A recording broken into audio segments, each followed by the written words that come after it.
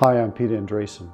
Today I'd like to talk about something that's happening. We're seeing a correction in the stock market. If you've been following these videos, you've probably figured out that I've been expecting a correction for a while. But what's happening now is I want to talk about why we're probably going to see 7 or so, maybe 7 to 10 years, let's call them 7 lean years ahead of us. We're going to see 7 years where it's not very probable we're going to see a big booming recovery.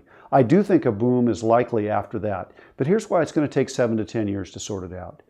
Basically, after the financial panic of 2008, what's happened is we've seen a pushing forward of some economic effects. The first is debt.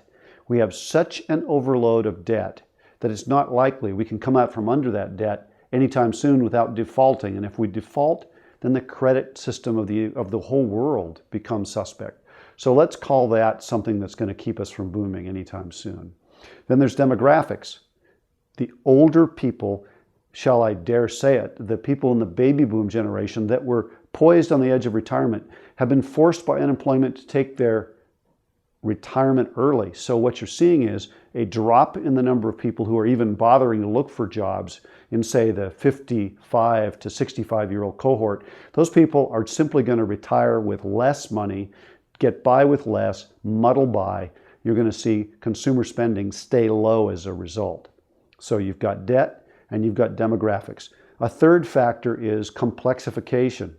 The same people that created the financial panic of 2008 are largely the incumbents and the administrators who are trying to get us out of it. So their same ideas are being applied here. And in the process, everything's getting more complicated. Taxes, healthcare, even when something good is intended, the complexity is providing this gigantic drag on American business and social life that's going to hold us back from any boom relatively soon.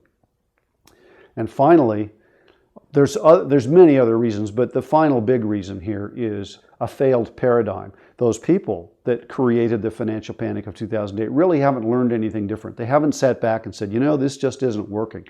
Pretty much what we've got is more of the same stuff. Wall Street really hasn't been reformed. We haven't really addressed Social Security. All those issues are still lingering out there unfixed. So what I'm expecting is a period of time, maybe 7 lean years, maybe out even so much as 10. We are going to see individual stocks do quite well. It's not impossible to do well. In fact, I'm looking at returns potentially somewhere in the 5 to 7% zone.